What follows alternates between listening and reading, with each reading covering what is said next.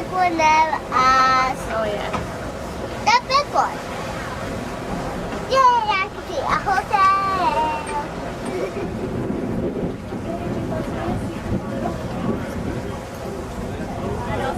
Yeah, actually a very interesting looking fish.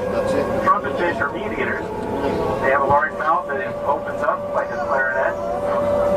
Yeah, this is called a mixed school. These fish are in different varieties, but they are grouped relatively close. Mixed school. In the very top of the reef, you might see some porcupine puffers. Is that better, Mummy? No, friends. Oh, look at that one. Alright, there's off in the distance behind the reef, about 30 feet away, is a school of goatfish.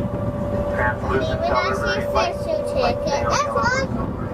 There's a big one. There's a lot of bubbles. The ones that are round, generally black with the white center, those are the Hawaiian domino damsels. I see about 30 or 40 on the starboard. Hawaiian bacillus.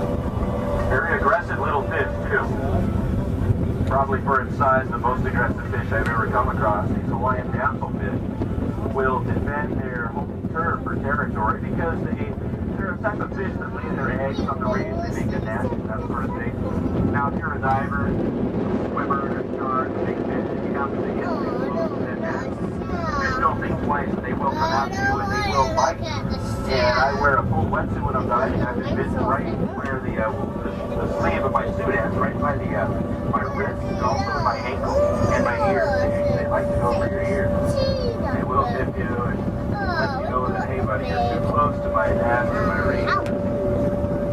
It's really amazing. Such a small fish. We're turning out broadside now. There's a beautiful school of those goatfish again. They're almost white with forked yellow tails, about 8 inches long each one. And they're just hanging out. The water is very calm this hour. Down here, we spend our time in a submarine below 60 feet the whole time. Not going to see much seaweed at all. Just coral and rock and sand. Yeah, the ocean really smells fresh, and that's due to the lack of the large kelps that live in cold water. So the sea has kind of a very clean smell to it. And if you're traveling in California or the West Coast or East Coast, fishy smell, rotting seaweed, vegetation, that's due to the plant life that lives there. Tropical water is generally kind of clear. Clear water, I hate to say it, but the water that's crystal clear usually doesn't have a lot of marine life in it. Clear water doesn't have plankton. Yeah, go ahead. Why are jellyfish on shore? Well, periodically, whenever we experience strong winds in the area, just after a full moon by 5 days, let's say, jellyfish will migrate and they get into the wind pattern. All the equipment removed, basically a stainless, just a steel framework, a steel hull, filled with gravel, filled with rock. You had to fill it with rock so that it would go underwater. Really, really difficult task to sink a ship unless you got a torpedo handy. Now they will not go down, so we had to cut big holes out of the side. We pumped water into it, filled it with tons of rocks that you might see down there on the floor. Look at this school of silvery redfish. Small ones with big eyes straight out. Those fish are called glass-eye, or beo, is the Hawaiian name. They usually show up once every few years like that. We haven't seen them. I've been here 2 years, haven't seen them all. And just a couple of months ago, they appeared by the thousands.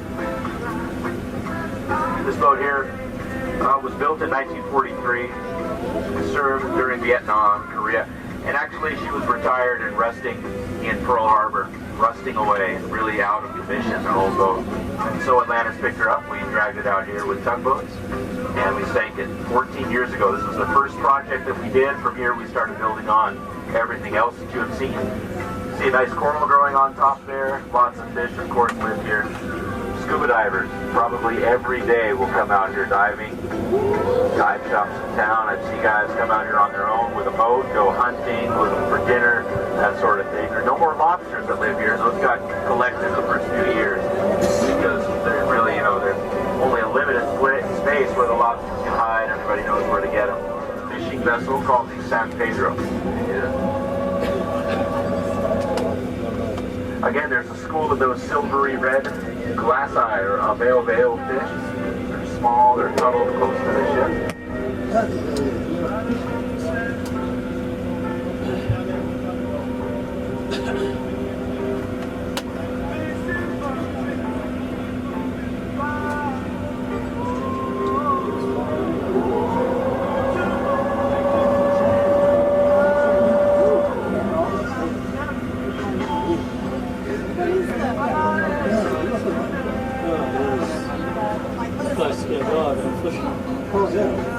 The corals that you see, live coral head.